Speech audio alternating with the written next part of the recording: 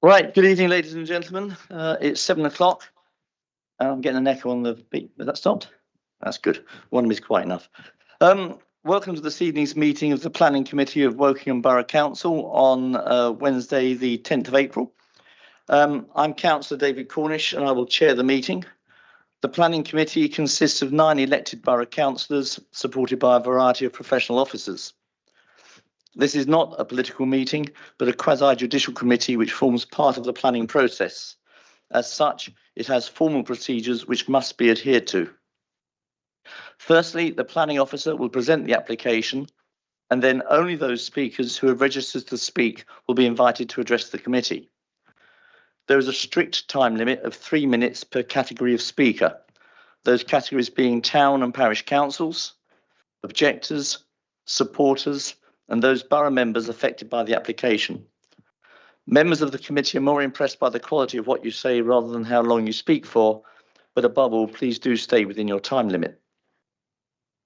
Everyone has had the opportunity to comment on each application through the consultation process, and no one else, including borough councillors, town or parish councillors, agents, applicants, objectors or supporters, are permitted to address the committee, ask questions, or in any way disrupt the meeting.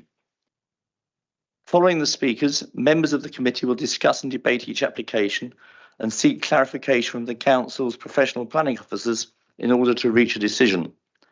The decision reached by the committee may or may not agree with that recommended by the presenting case officer. It is important to understand that the committee can only determine the actual planning applications presented before it, using current national and local planning policies and relevant decisions of the relevant planning inspectorate. We cannot consider whether or not they are a good idea, whether they are needed, whether they are too costly, whether there are better alternative uses of the site or more suitable uses of land elsewhere, or indeed whether or not they are popular with residents. I'm afraid that none of those things can count in our decision. Finally, this is a hybrid meeting with committee members present in the room, while some officers are attending the meeting in person and some connecting via Microsoft Teams. The meeting is being live streamed on YouTube. If you're joining us remotely, please ensure that your camera is switched on only when you are speaking and that your microphone is unmuted only when you are speaking. Thank you. Do we have any apologies for absence from tonight's meeting? We've got a full house. Thank you. Do we have any declarations of interest? Resounding no. So that's good. Are there any applications to be deferred and withdrawn? No. And I noticed I've already skipped past the minutes of the previous meeting. Has anybody got any comments or amendments for those minutes? No. Could I ask someone to propose that we accept them as a true and accurate record? Tony, someone to second, and Andrew second. Okay, thank you very much. Before we begin, I'd also just draw attention for all committee members to the supplementary agenda that's been issued this evening, on the back of which is a list of all the appeal decisions for the previous quarter, which makes quite interesting reading, and that most of the appeals, not all, but most of the appeals that were taken against the decisions here were actually dismissed, which I think is a tribute to the officers and the work that they've done. So thank you for that. Right, the first application is agenda item 83, application number 233168, the former Travis Perkins site in Woodley, and the case officer Stephen Fluger to present. Stephen. Thank you, Chair. As you've said, this is an application for a new care home on the site of the former Travis Perkins Builders Yard in Woodley Green. It would have 68 bedrooms. The application follows the refusal of a similar application under delegated powers due to potential impacts on neighbouring dwellings. This is the location plan. You can see the site entrance to the north and the existing buildings which are spread throughout the site, the largest of which is centrally located. This is the block plan. Apologies, it's at a different orientation. So north is to the left of the screen. The properties to Stafford Close are at the top of the screen.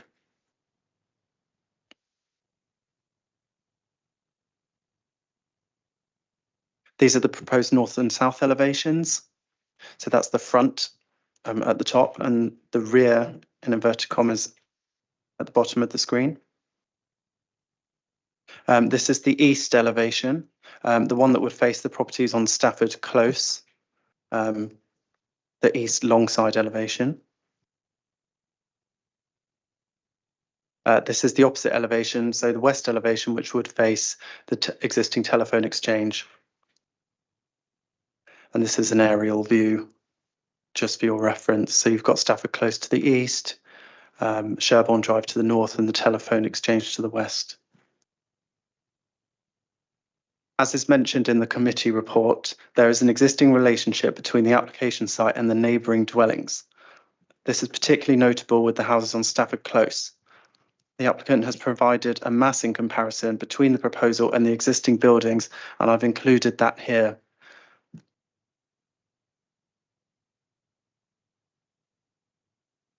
The chairman asked me to provide a few points on how the scheme differs from the previously refused scheme. To the top of this slide is the refused scheme on the east elevation, and at the bottom is the existing scheme. The scheme, in our view, the scheme has been improved with by improving the variation in the roof form, providing a greater degree of articulation, which breaks up the massing of the building, and using a greater variety of materials in the material palette. There were also reasons for refusal previously relating to overlooking of neighbours to the north, but primarily at Stafford Close.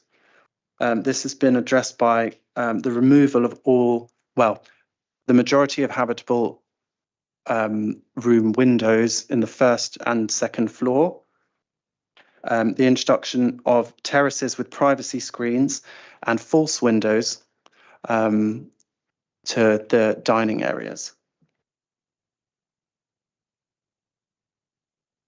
It's a bit difficult to see because the snip I've taken is from quite a large plan, so it's a bit compressed.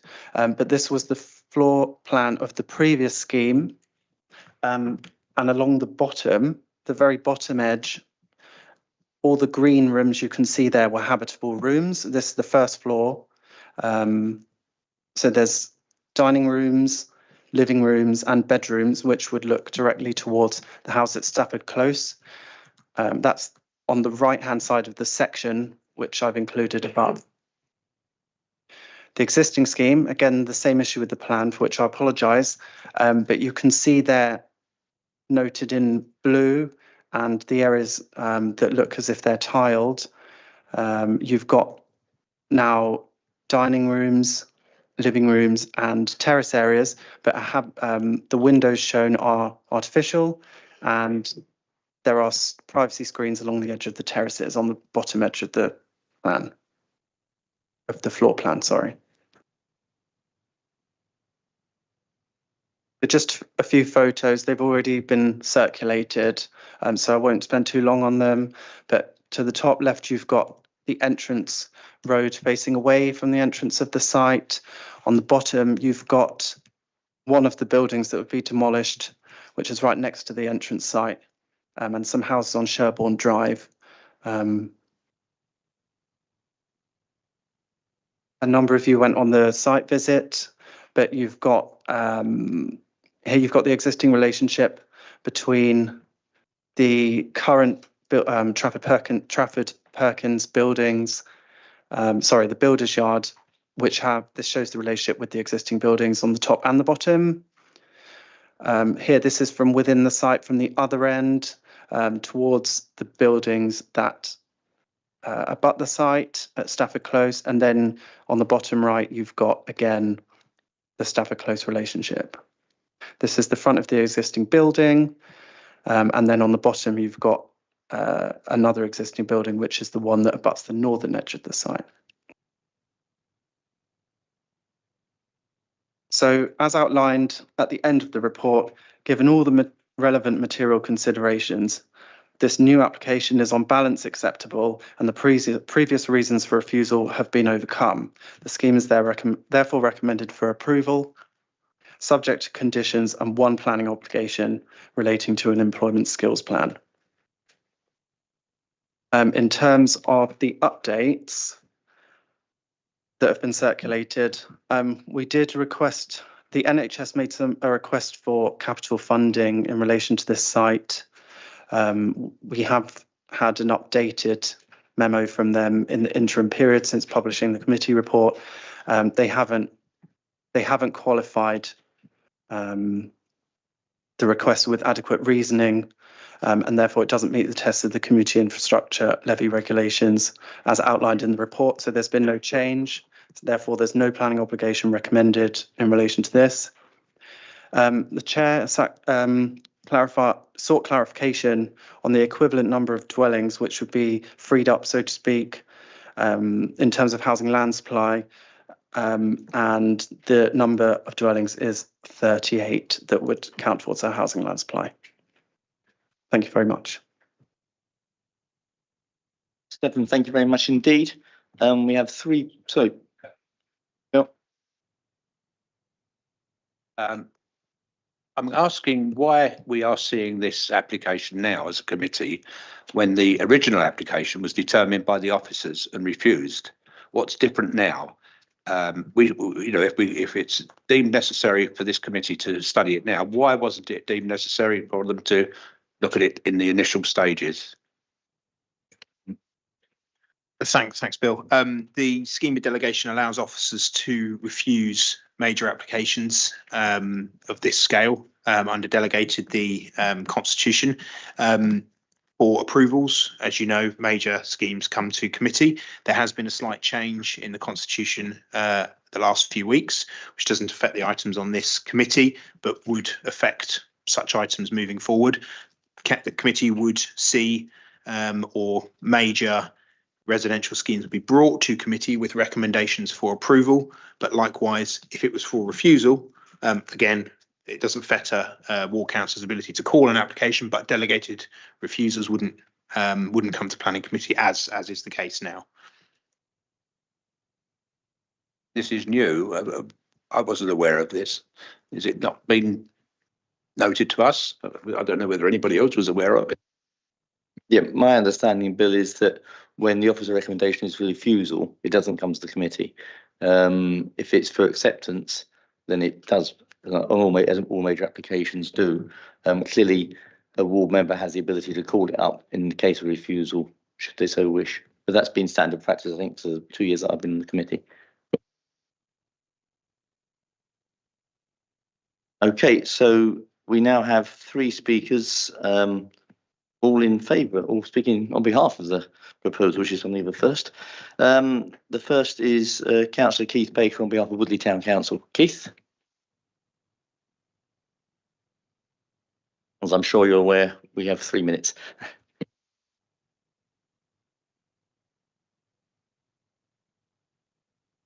Good evening, everyone. Interesting discussion just now about the change in the Constitution. I think it's a very good one.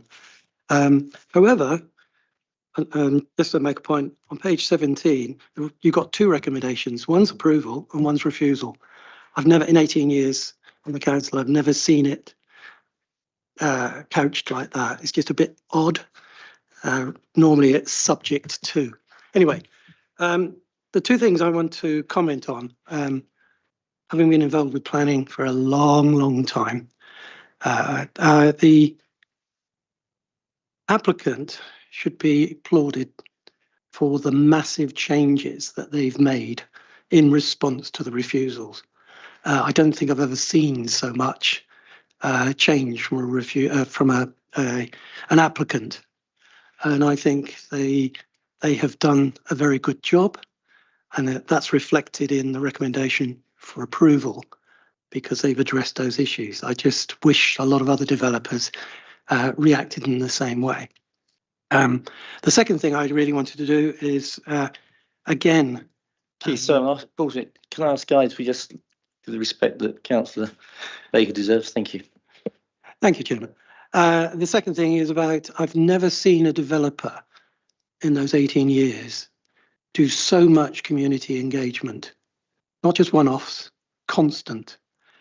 Also, part of that has been going and talking to individual residents in the 2 roads you've mentioned, Stafford and the other one, where they have had major issues, and they've gone and sat down with them. They've engaged local councillors, myself and Councillor Swaddle, extensively. And again, that's an amazing, again, I wish other developers did something similar, or residents actually as well. So I'm not going to say any more. That's the 2 points I wanted to say. We strongly support it. We know residents in that area strongly support it. We know the businesses in that area strongly support it. So I hope you will follow the recommendation approval. Thank you.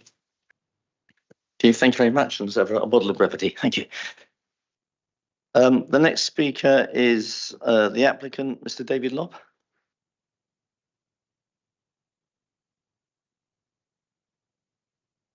David, you also have 3 minutes. Thank you. There you go. Good evening. I'm David Lobb, the Land and Planning Director from Boutique Care Homes.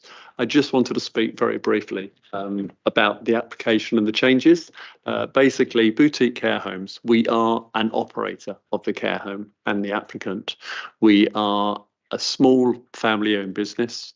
We take great pride in our care homes, and were last year voted the best small care home operator in the UK, which we're really proud with. We have a personal involvement in absolutely everything we do. And when we own this site, we bought it last year, and we all know it stood empty for a number of years, and we saw an opportunity.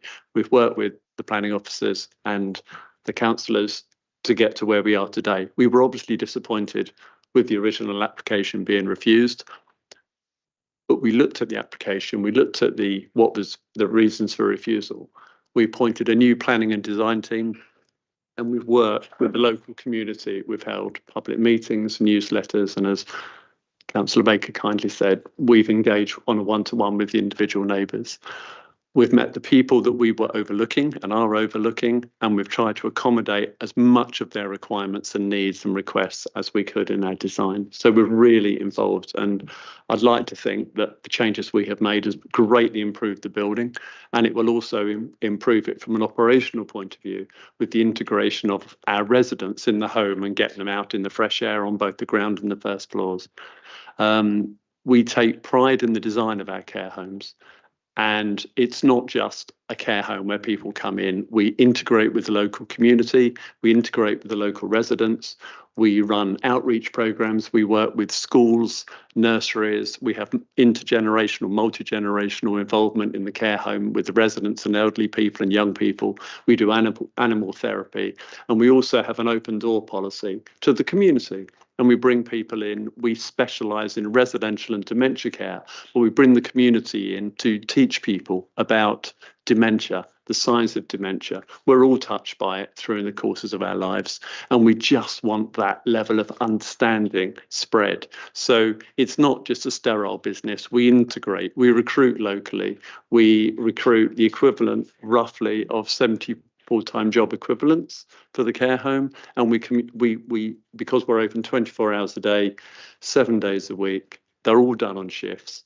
We have a range of skill sets we require, but we work with the local community. We recruit locally. People walk to work, people come and live and become part of it. And the care home will do outreach and go out into the community as well and teach people from an educational point of view, certainly on dementia, because it's the largest growth that we've seen in any sector. And it's scary how rapidly it's increasing. So I just wanted to say thank you for giving me the brief opportunity to have a chat, and I hope the vote goes in our favour. Thank you. David, thank you very much. And finally, we have Councillor Alison Swaddle, who's the ward member concerned. Alison, thank you. Thank you. Good evening. Without wanting to repeat what other people have already been saying, I'm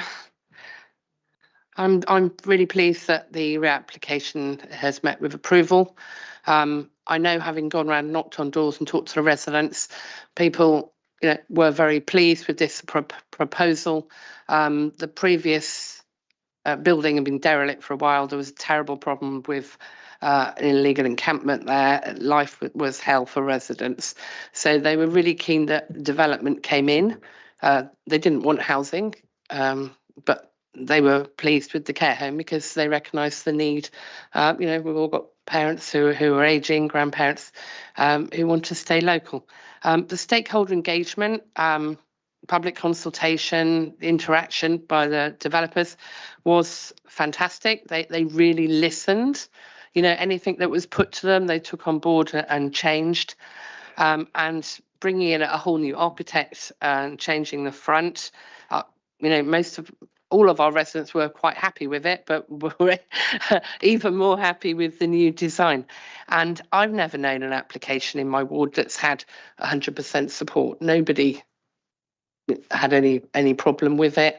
The neighbours who are right behind, those of you who went on the site visit, I think you might have met Helen and Sean, who live right behind.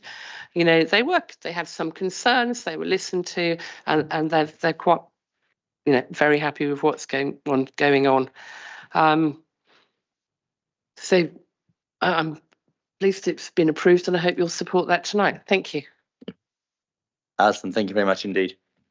I just need to make a point of those who made visits to the site. I think it was everybody on the committee other than myself and Stuart, is that correct? Oh, Bill didn't either. So that was Al, Tony, Rochelle, Michael and Wayne. Yeah, and Andrew, sorry. How can I forget you, sir? Okay, in terms of those who wish to speak, I've got Andrew, Tony, anybody else? Okay, Andrew, I'll leave it with you. Thank you, Chair, and thank you, Stefan, for your report, and thank you to the three speakers this evening. I think it is it's wonderful that all three speakers have alluded to in the most positive terms about this process and the way in which the applicant has responded during the process, to a number of matters that residents and other stakeholders have raised. And I'm really pleased that the ward members and the town council, have been included in that and have also spoken very positively, about that.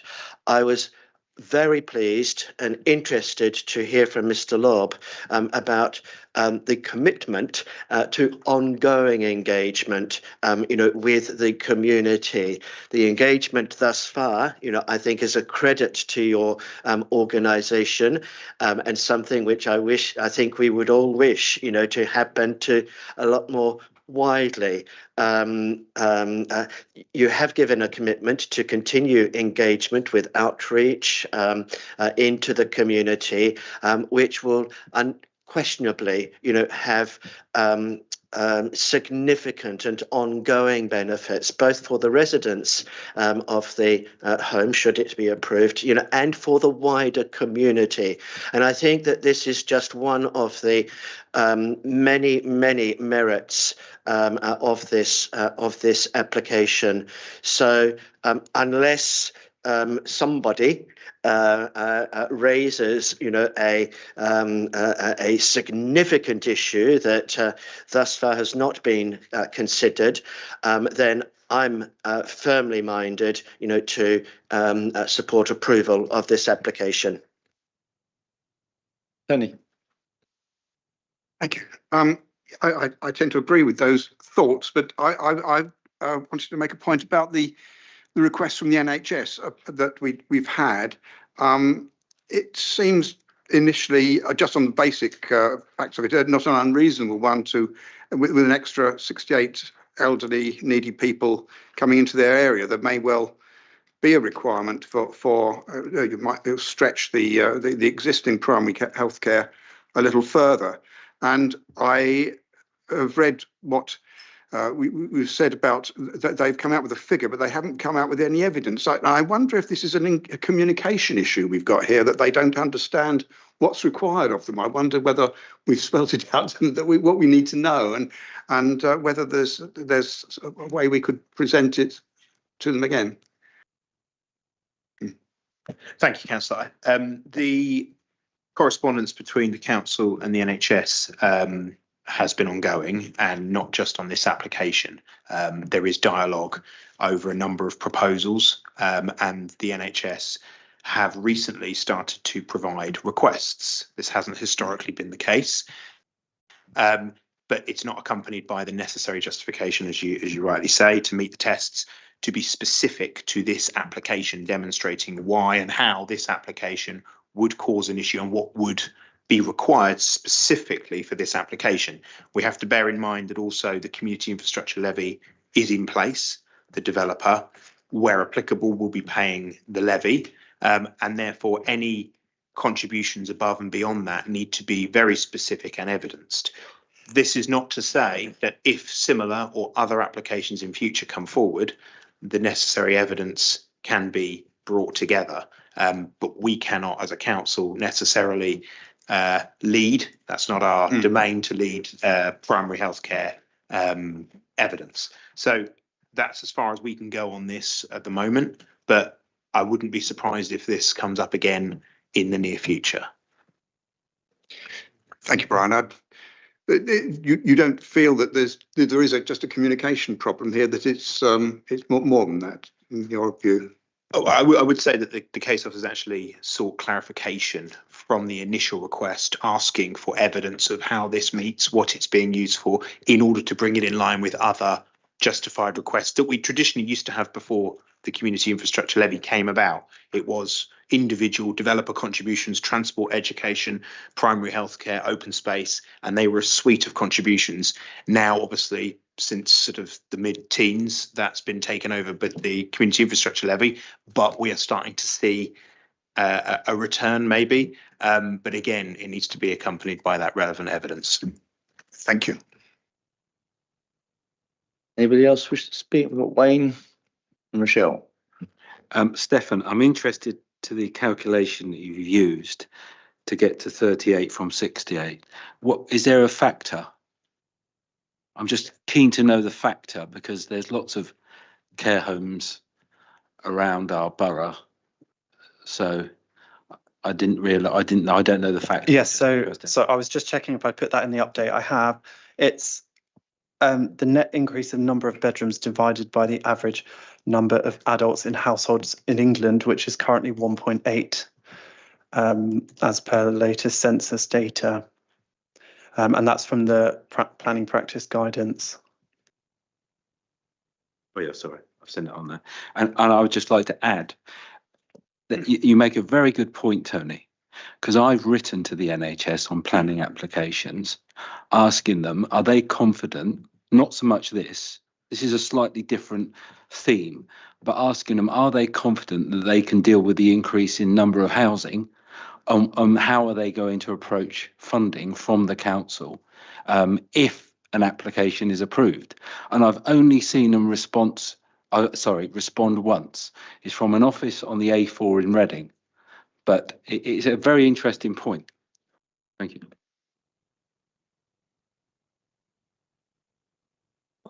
All I can say is it's a great idea that they're actually listening to residents. I wish they would develop homes then possibly as well, because we haven't got developers who actually listen to anybody most times and just want to do what they want to do. It's a very good thing, and I'd like to see that precedent happening in all of our applications in the future. Michelle, thank you. I've not noticed anybody else want to speak. It seems to me this is pretty much a textbook application. I very much endorse the comments made by Councillor Baker and Councillor Swaddle. It's good to see a developer come on board, take comment, listen to it, react to it, and come back with a very positive case. That being so, I see no need to prolong debate. I think there's a general sense in the room that we're in favour of this. So I'm going to propose that we approve this application. Would somebody like to second that? I've got Rochelle to second it. Those in favour of approving? I think that's unanimous. Okay. Thank you very much indeed.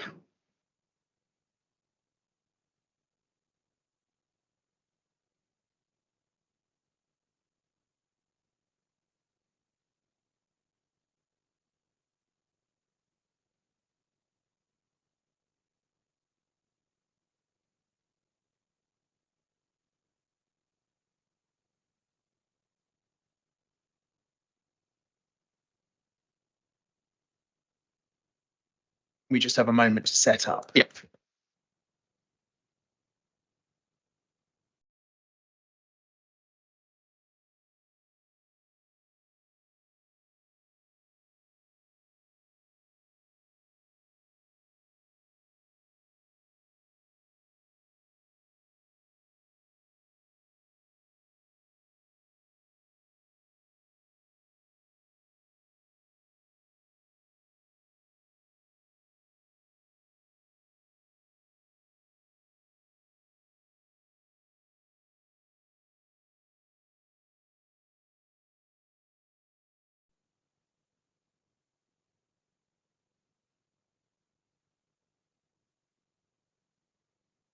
Right, thank you for your patience, everybody. We're now moving to agenda item 84, which is application number 240459 for 20 Old Bath Road, Charville. This is going to be presented by Claire. I'm just going to say in advance that there was again a site visit, which I think was the same attendance as for the previous one, which was everybody except for myself, for Bill and Stuart. Okay, thank you. Claire.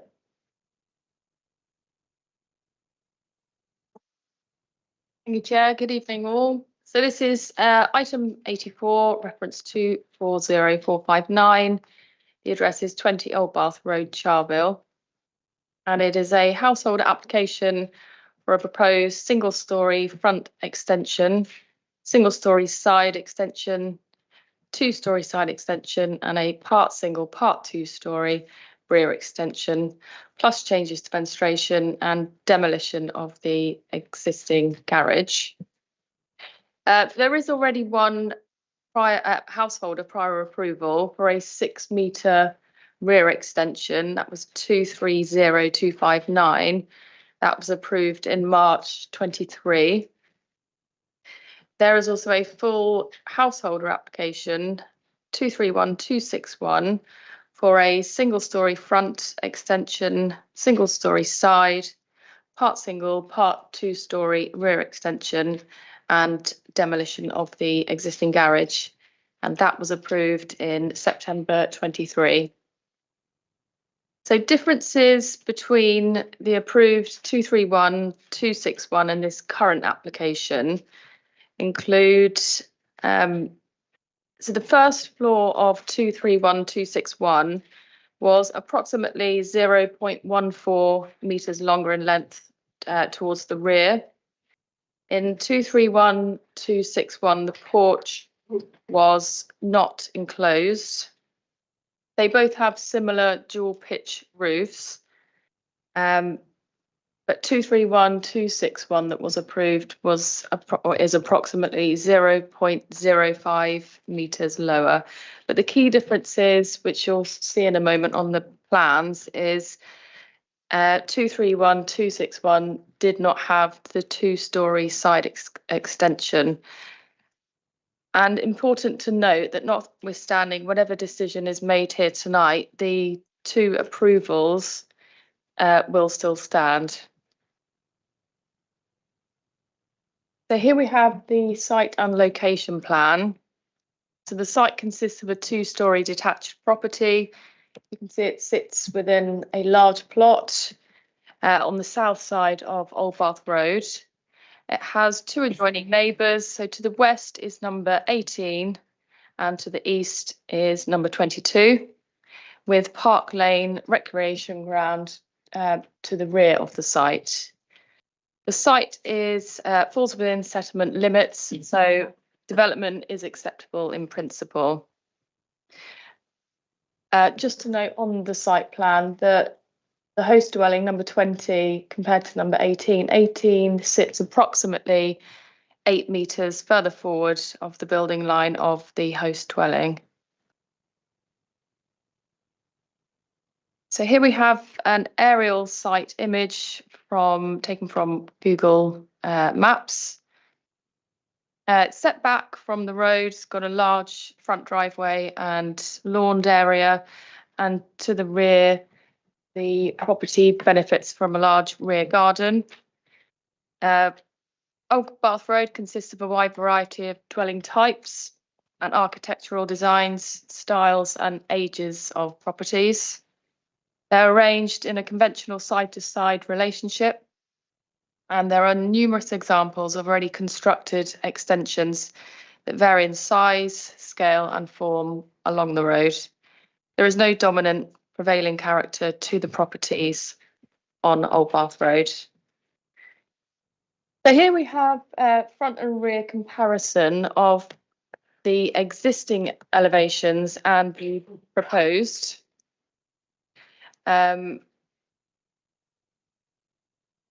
Sort of key thing, I suppose, is you can see the single story side extension, the single story front extension.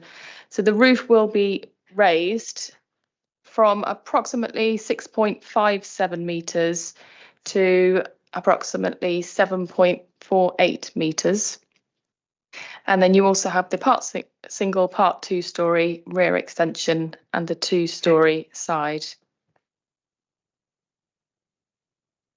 This is a comparison of the side elevations of the existing and proposed. So you have the top two. You can see there is an existing window on the western elevation, which would be replaced. And as outlined in the report that you have, paragraph 37, it is an existing window that would be replaced, and it wouldn't change the existing relationship with number 18. So it would be unreasonable to refuse this aspect of the scheme due to the window already being present. So this is a front and rear comparison of what was approved under 231261 against what is proposed today.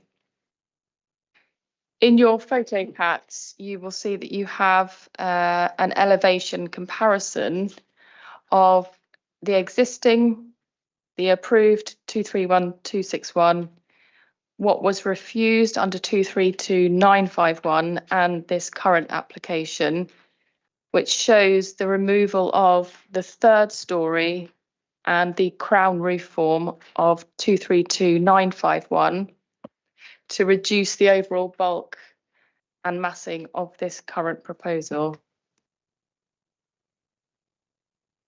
This is a comparison of the side elevations of approved 231261 and the current proposal. Paragraph 40 in your report refers to loss of light. So there is already a degree of loss of light to number 18 from the existing dwelling.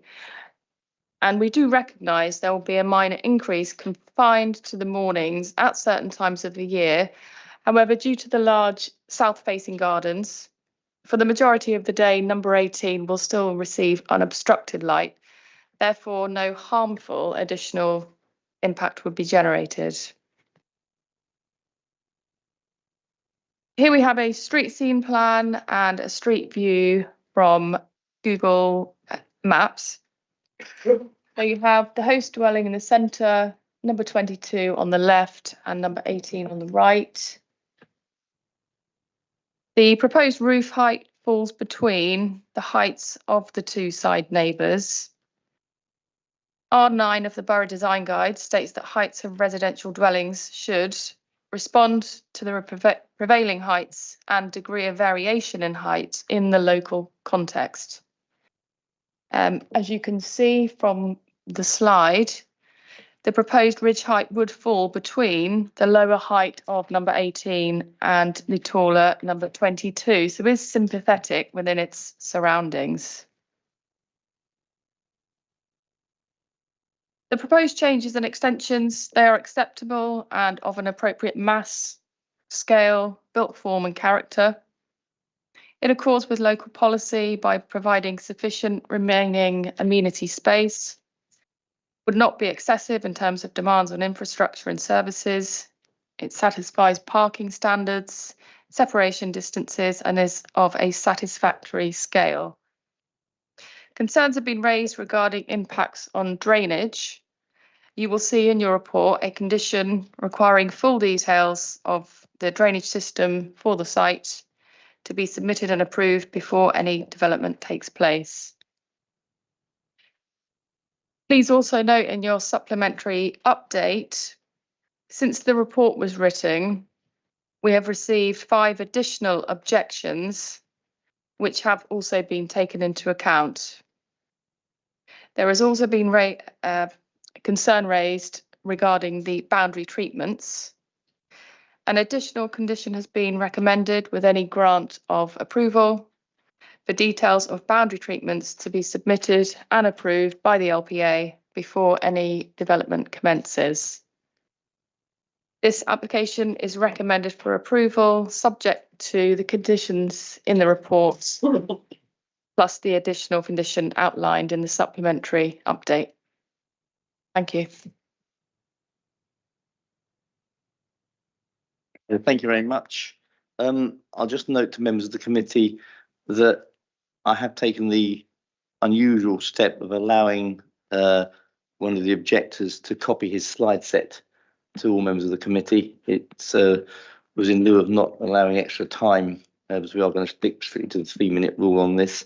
I am assured that what you've got in paper is exactly what is on the screen, going to be presented on the screen, but it means that you can better move through a little faster. We have 3 speakers. The first is Rob Jones from the Parish Council. Rob.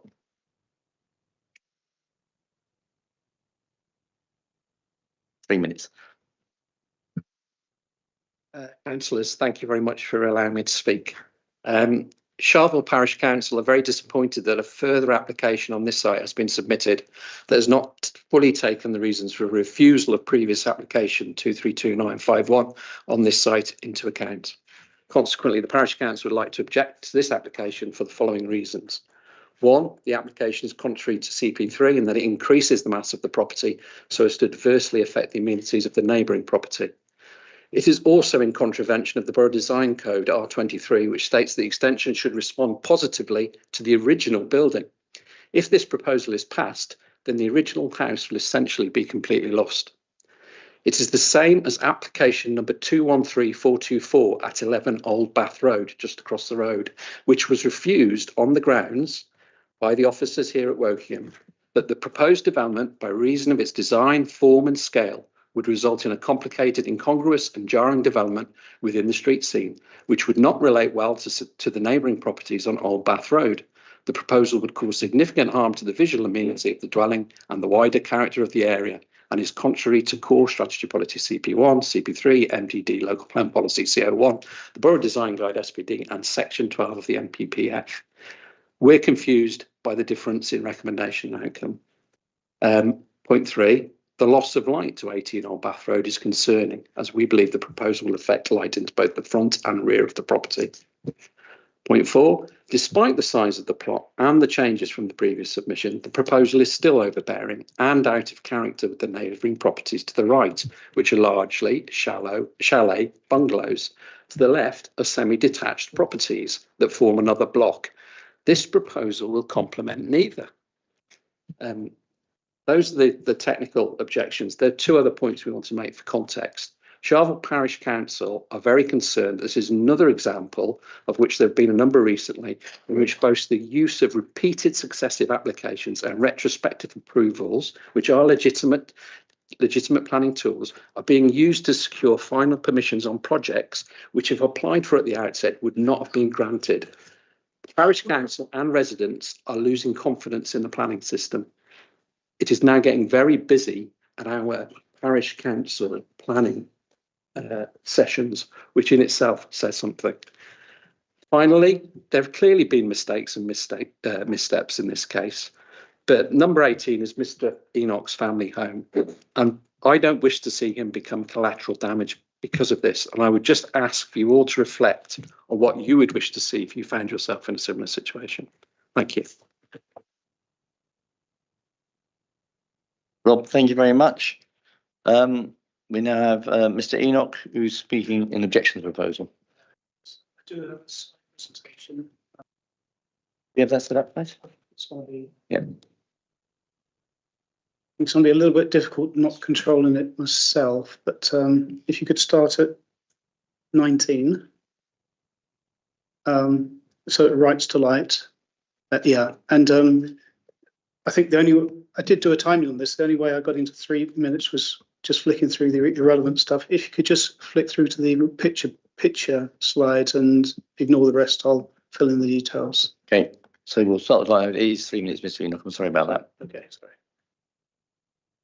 Okay, right. Part of the problem that I have is that the requirements of the planning department have left me with an extension that has a 45-degree angle because the side window might overlook.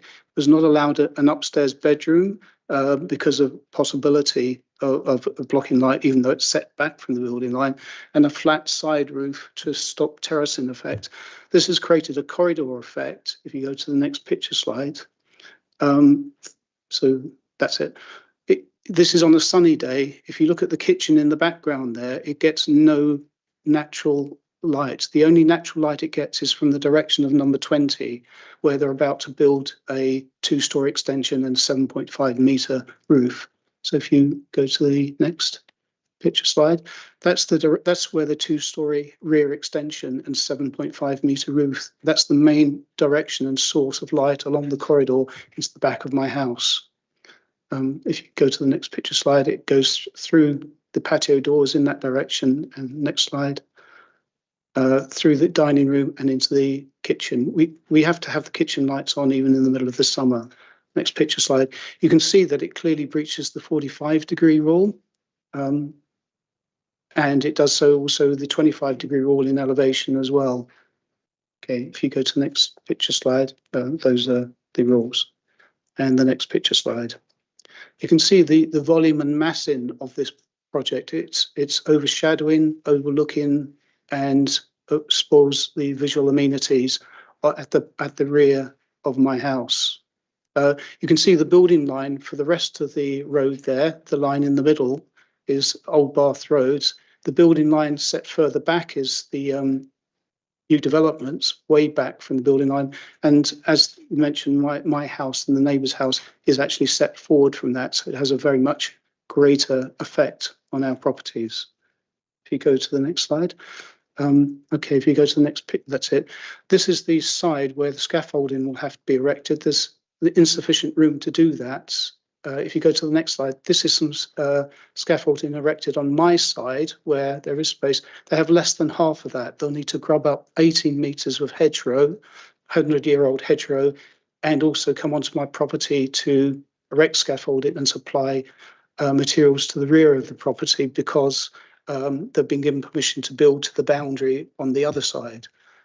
Next picture slide. Oh, sorry, go back one. Can you go back one? That's it. No, go forward. That's it. Okay. Sorry. The one with the side view, black and whites. That's it. Yes, perfect. There've been, in addition, they've been allowed 5 side windows, 2 additional windows that were not there before. Yeah, sorry. Okay. If you go to the next slide. With the hedge removed, they have direct views straight into my lounge, kitchen and dining room. If you go to the next slide, next picture slide, in addition to what we see there already. Next slide. Keep going through the picture slides. And keep going. Right, that's the effect that will have the massing on the of the building in contrast to my building. The windows aren't necessary. They've got 8-by-4 windows plus 2 roof lights. The extra windows are not necessary. And because of the removal of the hedge, they'll have direct views onto my property and through my property. Thank you. Yeah, thank you for that. You made your point, and we have the slide presentation. So thank you very much. We now have Mr. Tino Simon, who's the applicant, speaking for the application. You also have strictly 3 minutes. Thank you.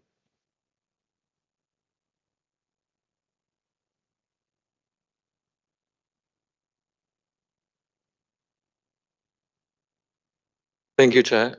Good evening, councillors. I am the applicant of the planning proposal in question, and I would like to express my strong support. I have owned and resided at the property since October 2021. The property built in 1932 still stands today as built, never having an enlargement or alteration in almost 100 years of its lifetime. The property in its current size is grossly unfit for the needs of a modern family consisting of 2 adults and 2 children. I understand the importance of ensuring developments blend harmoniously with the surrounding area, and I wish to offer my perspective on the concerns raised. As stated in the officer report, the current proposal has taken into account all the reasons behind the previous refusal. Significant scale back has been made across a number of elements, which in fact brings the current proposal very similar to the already approved planning application 231261. Loss of light and privacy concerns from number 18, all of which are stemming from the rear extension elements, have already been carefully assessed in detail as part of the approved application. The proposal in question does not introduce any new rear elements at all. Officer report has also gone at length to explain how policies meant to safeguard a neighboring amenity have been applied here. I do not wish to repeat all of that, but it is worth noting that this proposal only increases the separation distance between 20 and 18 while changing the roof form from an existing gable to hipped. And the proposal also retains existing hedges situated on the boundaries with 18 and 22, reducing any visual impact. The application in question is only adding one small element in addition to what is already approved. This new element is at the front of the property, and being an infill addition, it does not harm 18 or 22 in any form or shape.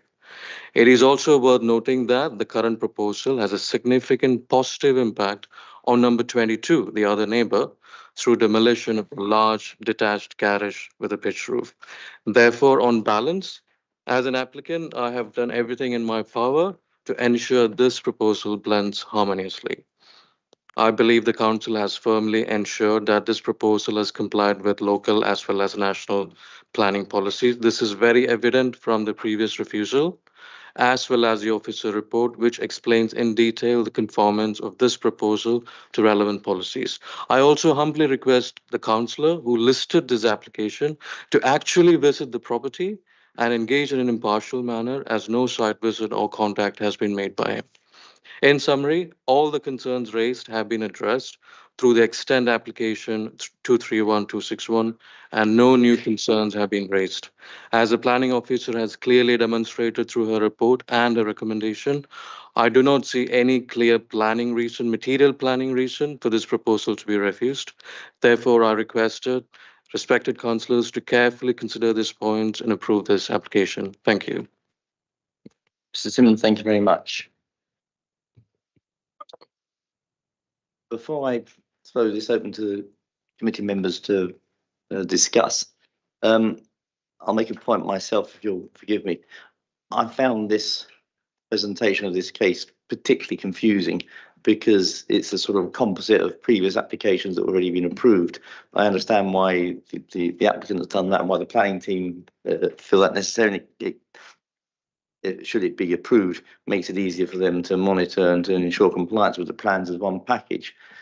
But I know no doubt that Mr. Enoch has been confused by some of this, and certainly I've had to struggle through it, as I'm sure other members of the committee have. The fundamental point, when I've looked at it, is that the majority of the points that Mr. Enoch has made, in which I may well sympathise, have nonetheless been covered off in the prior application already granted. Were we to refuse this application tonight, it would not change anything, any permissions that have been given. And I think it needs to be stated again for Mr. Enoch's benefit that once a planning permission has been given, there's no power that I'm aware of that can turn that around. Even a judicial review would examine the process, but it would not undo planning approvals once they've been granted. I'm certain to be corrected by any of the officers if I'm wrong on that, but that's my very clear understanding. That being the case, what's already been approved for the rear of the property and for the more substantial extensions isn't going to be reversed by any decision we make tonight. And therefore, the only substantive issue in front of us is this, as it's been described, this infill extension on the front and side of 2 stories, which is, to me, a very small part of the whole scheme. But I think it is necessary for us all to understand we cannot reverse application, the number's not in front of me, 231261 which has already been approved and will stand whatever we say this evening. So do I have anyone who wishes to raise comment or question? I've got Bill, then Michael, then Wayne, then Rochelle. Mine is purely a question. You say that the only alteration is the rear, but what about the roof height? I thought that was an alteration as well. It's the front, Bill, not the rear. Is that the only alteration to the eastern one is the front? Yeah. Right. I stand to be corrected on that. So yes, you've got the two-storey side extension, but to facilitate that, the roof form does slightly change. So it will increase by 5 centimetres approximately from what is approved under 231261. And the front central window, first floor, is different. Yeah, it was 30 centimetres, and they then submitted revised plans because they had seen the online comments, reduced it by 30, I think, to bring it more in line with what had been approved, to try and address some of those concerns. Just for my own clarity, you referred to this clear throughout as a side extension. I mean, to me, it looks like a front extension. I mean, is that just a matter of semantics, or is that it's that front corner we're talking about, isn't it?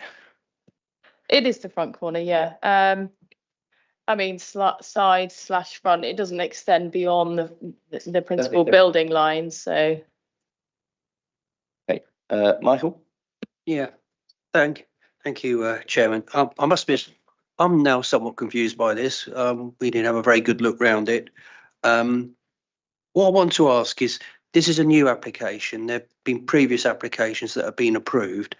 Does this mean, my understanding, the new application supersedes the previous application, so they're now no longer applicable? Because that's not terribly clear to me. Okay. Oh, sorry. So it wouldn't supersede the previous approvals. So that's why I said at the very beginning, no matter what decision we make tonight, those two approvals, the prior approval and the householder application, they still stand. And then the applicant could choose to build any one of those three if this was to be approved. Can I just come back? So why did we see the back of the property then on Friday? Well, if we're on a site visit, I would imagine it's in everybody's benefit to see the whole site within its context. You wouldn't be able to see if what is being proposed is disproportionate to the site that it is sitting in. I don't know why you would ever go to a site and not view the entire site within its context. Well, if it's not part of this planning application, then why did we? If I just jump in there, it is part of this planning application. This is a holistic application for extensions and alterations to the property. They encompass, let's say, for argument's sake, 75% of what has already been approved. The fact that there is a difference does not disengage members' need to view this from the rear, especially as we have a objector who wishes to bring the relationship, especially at the back of the property, to members' attention. But not only that, it's helpful for members to see the rear of both properties before they come to planning committee and debate the whole proposal. So if it's encompassing the previous applications, why is that done? Why is it be doing that way when it's already been approved before? This is what I can't quite understand. I'm sorry. So the council cannot dictate or influence what a member of the public may wish to submit. Their planning application, they are entirely at liberty to submit as many applications as they like in any form. It is up to us to determine whether they're acceptable. There is no law against submitting different schemes and deciding to implement none. The applicant is entirely within their right to submit to us an application for us to consider. Yeah, I might come back later on if I just leave it there for the moment, Chairman. Yeah, Michael, I sympathise with your point. I did discuss this with the officers myself in the pre-brief for it, but the material fact is the extensions to the rear and the roof are already given, and nothing we say today will change that. The substantive difference and the substantive issue in front of us today really is that front corner. But I do share your concerns, Michael. I've got Wayne next. Yeah, I do understand why it's confusing for, as you say, Brian, for a parish council who know more than the average Joe about planning, and yet you get one application that comes in, oh, I don't like that one, I'm going to try something else. Normally, what most people do is apply for what you want in the first place, but we're not fortunate in that position on this application. So you put it up earlier, Claire. This is what's confused me. You showed that earlier in your presentation, because you look at this and you think, am I looking at the black line or am I looking at the red line? So, and what's confused me even more is I thought, I hope it's not that one.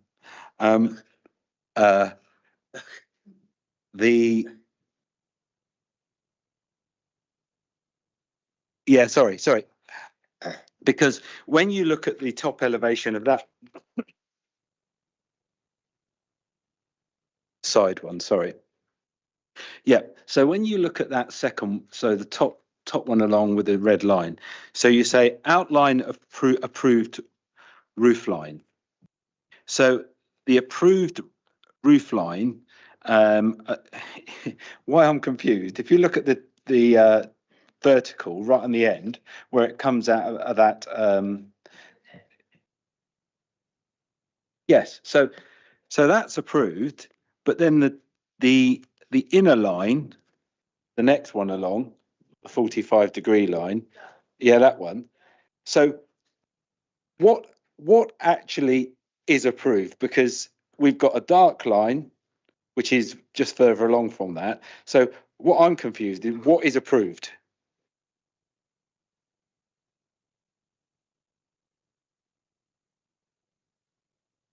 Yeah, sorry. So because the proposal today infills that two-storey front side, and that then pushes that corner of the property out in line with the principal building line. So the diagonal red that you can see in the top right is the existing roof, that's that corner that is set back. So if you so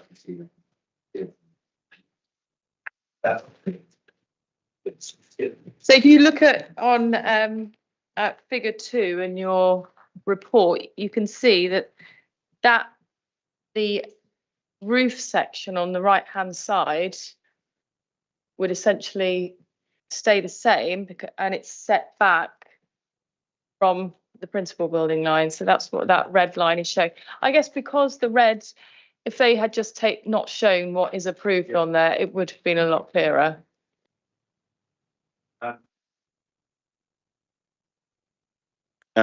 Also, I've just got a few other things. I mean, I can understand, and this is where we've got to balance up, which is planning law, should I use that lovely word, versus somebody's enjoyment, where they've lived and what's going to happen to their life once this is done, or if it's done, or if it's approved.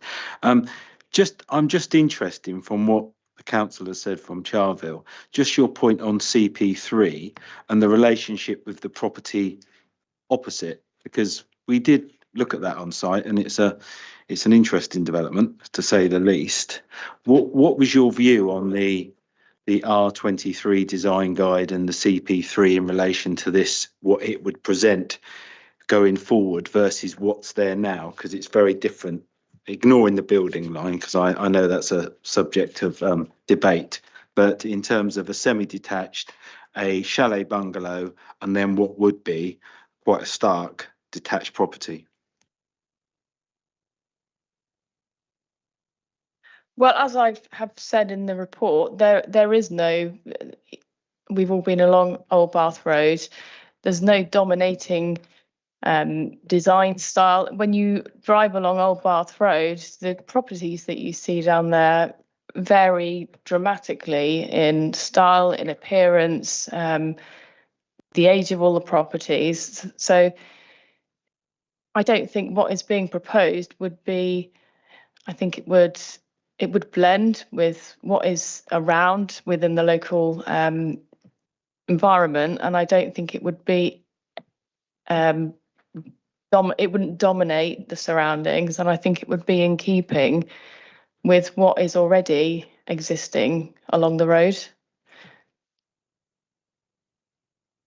And I also, because I did ask this at the site visit,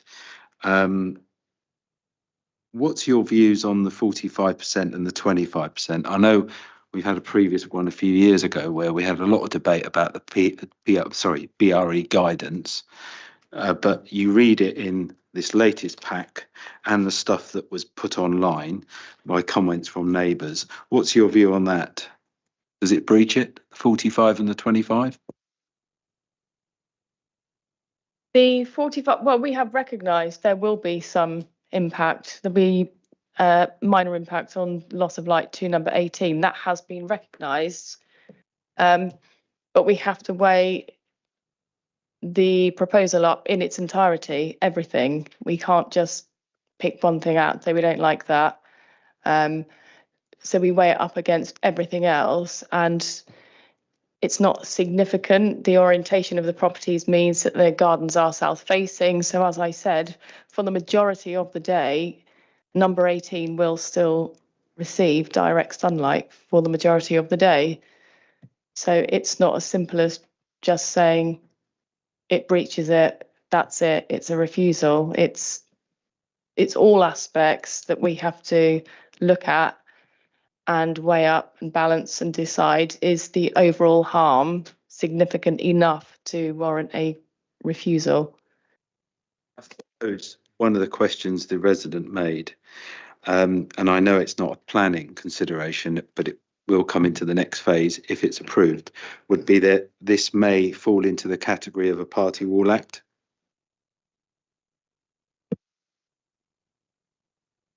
Quite possibly, but it's not a planning matter. It's completely separate civil legislation. But yes, absolutely.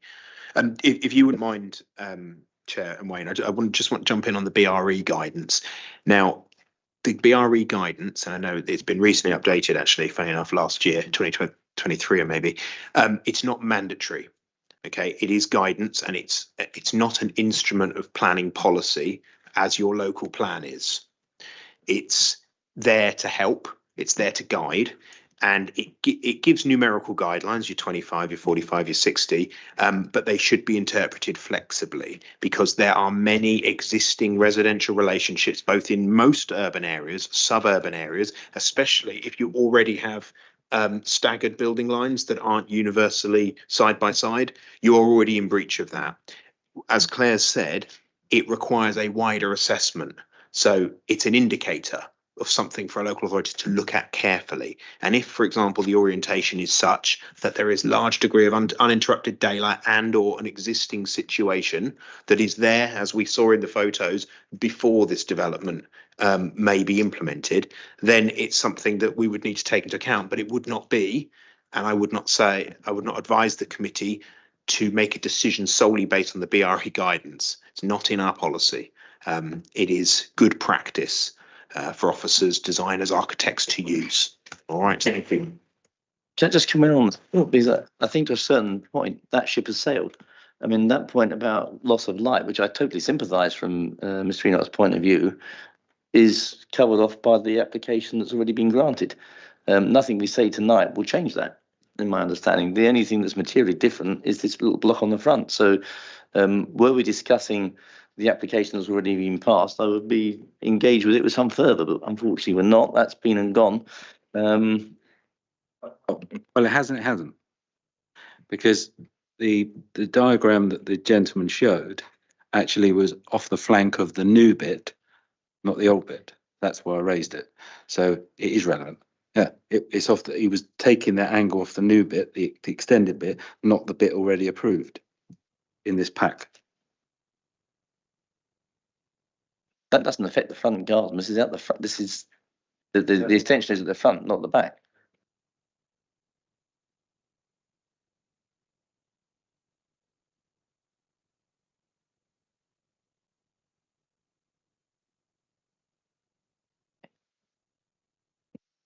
From a personal standpoint, I wouldn't want this giant size thing built next to my house, but there's nothing I can do about that. I can do something about that, but I don't think we can do a whole lot about this. I think this is massive and it's really out of keeping, but since they already have approval, there's not much we can actually object to other than a principle. And I can't vote for it because I don't feel it's the right thing to do. But I think I'm probably going to abstain rather than go for.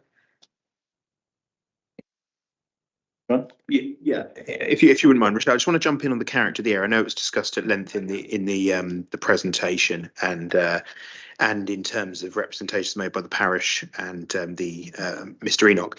In terms of character of the area, our local plan policies, CP3, National Design Guide, our BDG, Borough Design Guide, they do not stifle difference. They do not stifle innovation. They do not constrain a particular site to a particular vernacular where there is no harm. So the key question for any local authority and for yourselves as a committee is this difference harmful? Is there something worth preserving, retaining, replicating? Is this a Tudor Row in Rose Street where the design critique is incredibly strict? Or is this a mixture of semi-detached chalet bungalows, detached houses, new builds further up? What is the established character? Does this fundamentally change that character when you walk down the street in 15 years' time?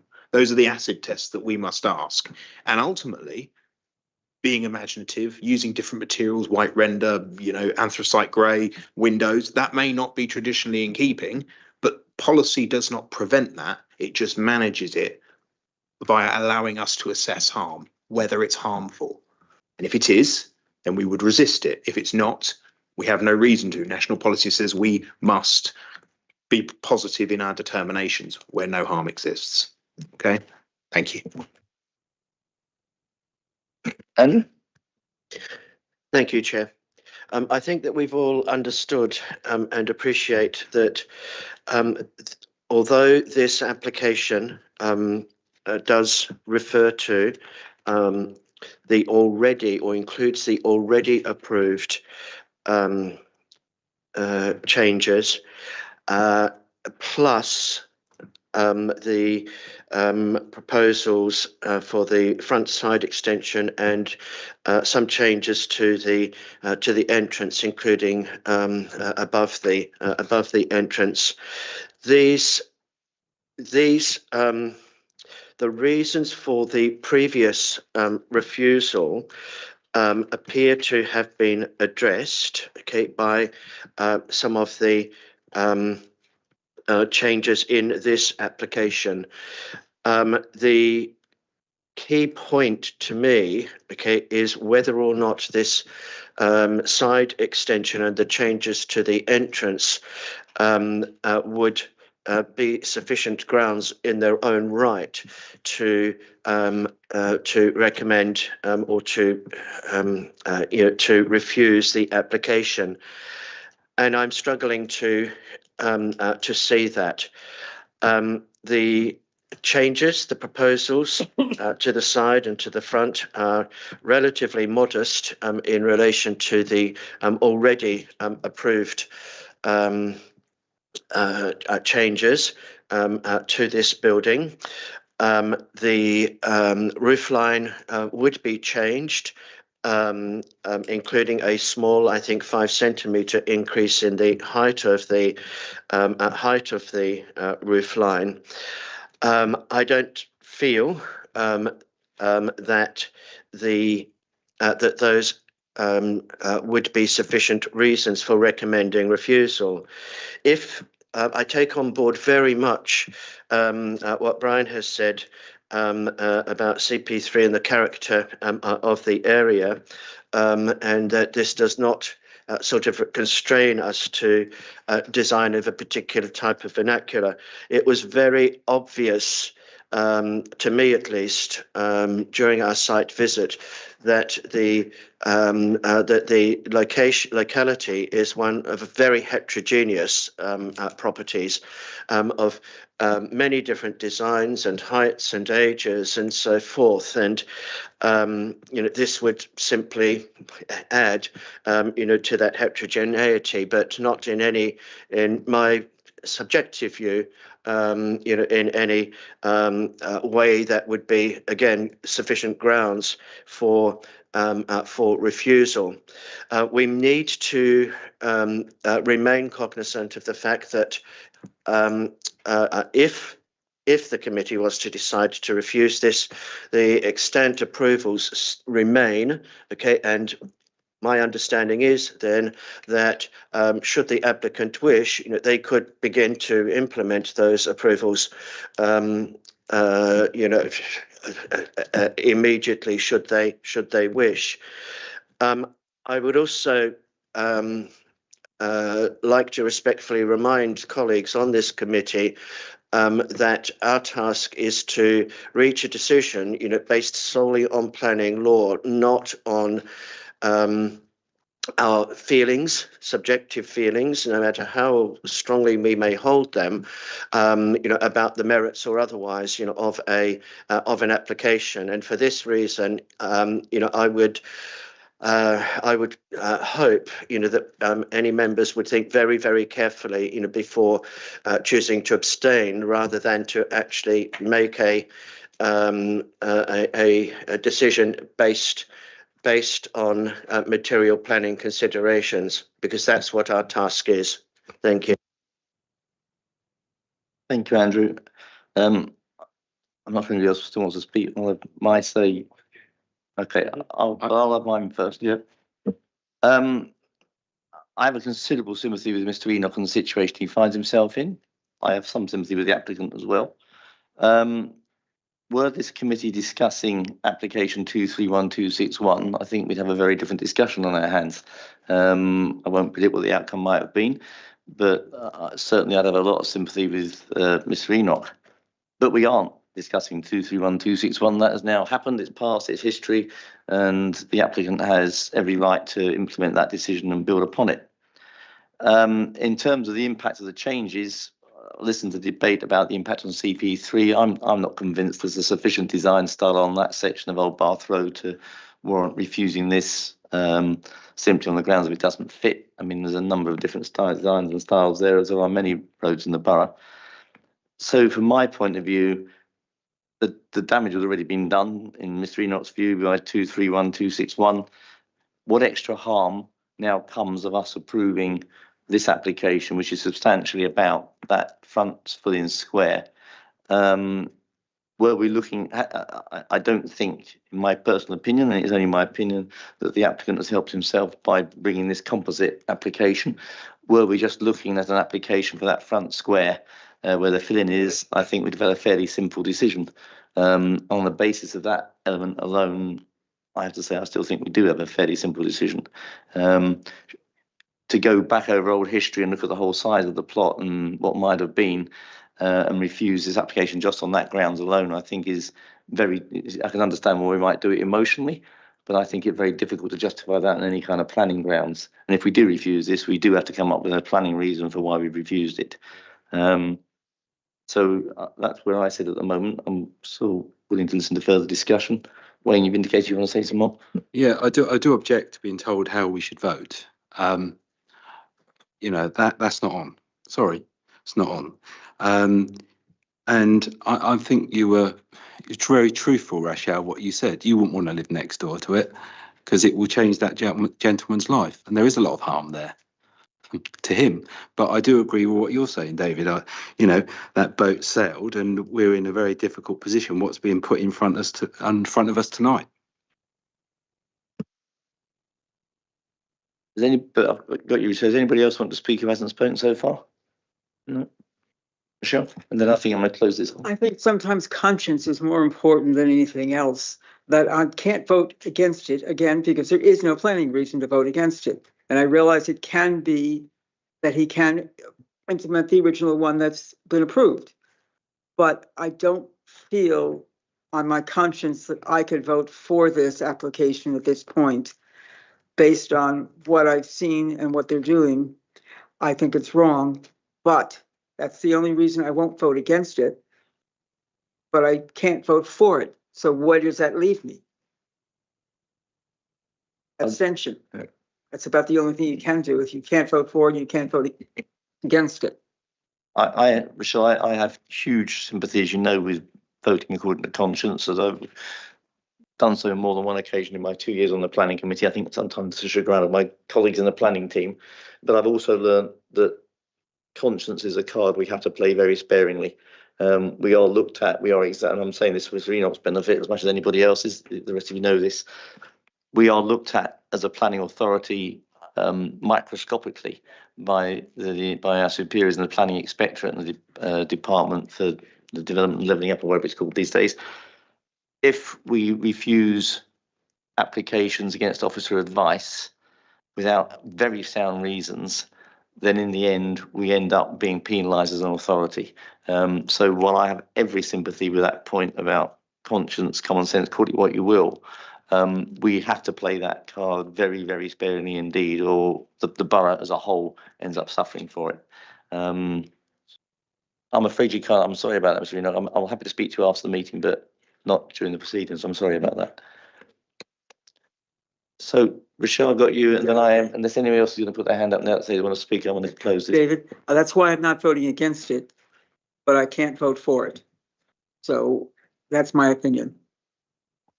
Okay, as no one else wishes to speak, I'm going to ask somebody if they wish to propose, in which case I'm going to take the responsibility myself and say I propose that we, however reluctantly, approve this application. Does anyone want to second that? Well, Tony, I saw first.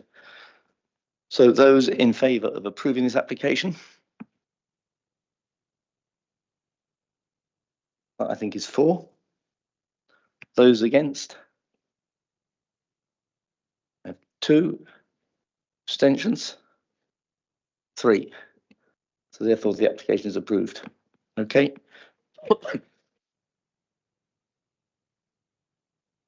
Mr. Reno, I will take the very exceptional circumstance of having a chat to you afterwards if you wish. I don't normally do that, but in this situation I'm happy to do so.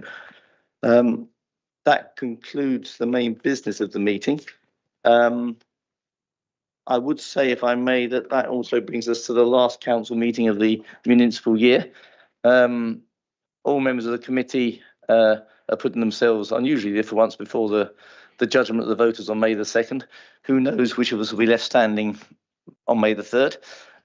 But can I thank you all for your efforts this year, for your diligence, for the hard work you put in the pre-work around these meetings. It's a lot of it, and thank you all for taking the responsibility that we have to do in front of the public. We're never going to win plaudits from far and wide on the planning committee, but that is the lot we choose when we join it. Can I also record thanks to Brian and all the officer team particularly, and to the Democratic Services team for your incredible help during the year. It's never an easy ride from your point of view, but I know the dedication that you bring to the job, so thank you all very much. And with that, I declare the meeting closed. Thank you all.